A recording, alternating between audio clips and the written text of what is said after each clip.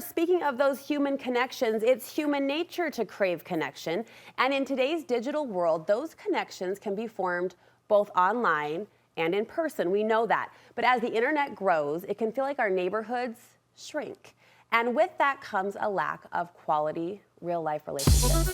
We know as parents how essential and special those relationships can be, and we want our kids to have those interpersonal connections too. So Studio 5 parenting contributor Heather Johnson is joining me with how to raise kids who crave connection. Great to see you. You too. And what a good topic to kick off our show and to contribute to our conversation this week. I think the question is, like, how did we get here? How did we get to a place where it takes conscious effort to convince kids that they need relationships with people who aren't just behind a screen? It takes work. It does. It takes work. And you know, there's a million things that have contributed to getting here. I mean, it's an impossible question to answer with just one thing. But I do think there's a lot that has had an unfortunate impact, right? We've got social media, you mentioned, where we the technology and the social media has had a huge impact. It allows them to get tastes of connection without actually putting in the work. And the problem is it's just enough to satisfy them, but it doesn't ever fill them. So they don't feel lacking necessarily. Well, not in gaping ways, right? They can find ways to connect through social media, to connect through technology. It just doesn't ever fill them up. It's not fulfilling enough, but it's enough, right? That they can get by sometimes. They get a taste, but how interesting, I want to emphasize, doesn't take work. It doesn't take work. It's instant gratification. With that push of the button, I'm liking someone, I'm bidding on someone, and they're bidding back. Or even just I commented and they hearted it, or they gave me a response, and it's like, okay, there's some connection. Now, is it the same as what they get face to face? Not even close. Right. But it does give them those tastes. I think this idea that we need to be perfect also has had a really negative effect on what connection and craving connection looks like. When we are focused on needing to do everything just right, the focus is all on us, which means there's no energy left to give towards connecting with other people. Well said. And that has a huge impact on this.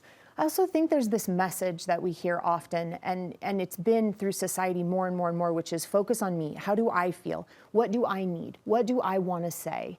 And everything comes back to me, me, me. It's really important that we teach our kids how they feel. And it's really important that our kids come to understand and have a voice and speak up for themselves. Yes. But we are only preaching one half of that message. We've been very good as a society to say, focus on yourselves, but we forgot to also include and learn how to reach out and focus on others.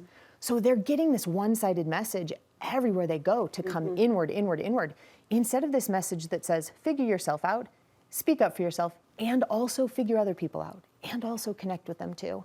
I think that this has played, unfortunately, some pretty detrimental roles on our kids waking up and thinking, how can I give out? How can I connect out? Because they're really, really focused on themselves. The perfection point is a good one as well. I had a situation a week ago where I was an outsider looking in on a group of teenage girls, and they were trying to decide if they should post a picture or not. And I just sat there kind of silently lurking, but listening as they debated, you know, that perfectionism, it is so self-centric, you know? So you make some great points. Why does connection matter, ultimately? Why do we as parents need to put that effort forward to make sure our kids do crave those real life connections? Yeah, all those things we're talking about, being humble, having empathy, learning social skills, knowing how to see and view and serve selflessly people around us. We don't learn that unless we're working to connect or crave connection outside of us. Unless we're building community, we miss out on all of those skills. Those are life skills. They help us do better in marriages and in families and in workplaces. They're everywhere skills. And the reason they're everywhere skills is because people are everywhere.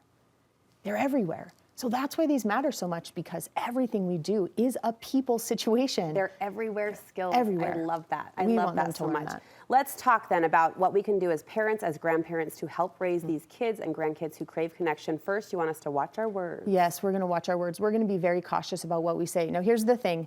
We've all found ourselves in the middle of our kitchen, maybe with older kids or our spouse or a parent, a neighbor, talking ill about or criticizing someone we know in the neighborhood or in a church setting or in the PTA or our kid's teacher.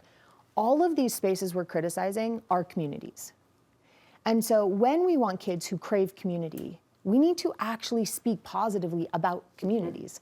Otherwise, what we've just said, as there's a kid sitting on the couch listening to all of it, they hear, well, why would I go want to crave more community or give more here or connect more there? my mom says that place is like this, and she says that this is like that. We're not aware of the fact that when we, and again, it's not necessarily ill-willed. Oftentimes those conversations are us trying to better understand or us disagreeing with the way something's being Casual handled. observances, but they can run deep is what I'm hearing you say, the implications. Absolutely. Yeah. They hear that and think, well, why am I going to go put energy and effort To that person who's annoying or Right, different right. or quirky. or even that space? Why am I going to get involved in that community? Yeah. When I hear my parents all the time talk about how that community is annoying. Yeah. So we want to make sure that we are watching what we say. You're warning us not to shut them down. Who is them? Our kids. It's funny, we say to ourselves they don't want this connection or they won't do anything about it. But they actually come to us all the time. Hey, Mom, can I have a play date with this person? Oh, we can't, we're too busy that day. Mom, could I have people over to do this? Could I go down to the school to watch the basketball game? No, you're not playing in it, so we don't need to go do that.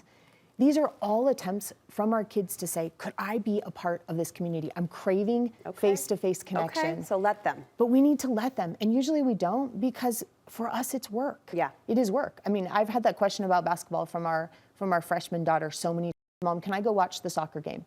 She's never played soccer. She knows one person playing soccer. And it's sure, because that offers her face-to-face connection. It lets her meet new people, it lets her do those things, but it's not convenient. Right. And it doesn't often make sense to us. Right. But we want our ears to be open to all the ways they are asking for this connection. They're asking for it. It might feel hard, I think it feels hard to set out to teach kids how to connect, but you're boiling it down to a more basic approach. Yes. Teach kids how to be good friends. How to be just good friends. Yeah. Friendships are communities. That's what communities are. Communities are groups of people who've created relationships, who've created friendships. Now, what our kids don't know how to do especially is they struggle to initiate friendships, and they also struggle to know how to maintain them. So this is a really good place to start. Teach your kids how to initiate, how to go about creating or interacting in that initial stage when you're trying to connect with someone, so that they're not brazen or they're not over the top or they're not judgmental in their connection. My sister, who is the epitome of community and has, all these sparkly friendships in part because of who she is and how she attracts them, will tell you the greatest life lesson my mom taught her was to simply approach someone and say, will you be my friend? Absolutely. Taught in a kindergarten setting, and she still to this day claims that as one of her most valuable life lessons. Absolutely. And you can think of your kids, some of them, they genuinely don't know how to do this, right? We've even found ourselves in those situations as adults. So we want to teach them that. And in their friendships, we want to teach them to be very interested, that they want to be interested in other people, which means even gathering up from them data. What did you learn about a person in your class today? Oh, I like that question. What did you find out about this during math today, where Yes. they're interested in the friendship? Maintenance in friendships is work. It is energy and time. You want us to practice the mental game and be examples of sacrifice. Send it home for us. Ourselves.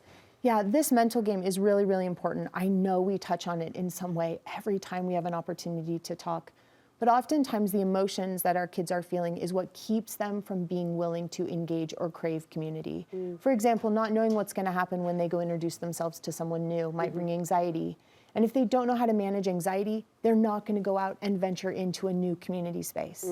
So we have to practice that mental game. We have to teach them how to manage the emotions that show up in every community space, regardless of what the emotions are. Prepare them. Always prepare them.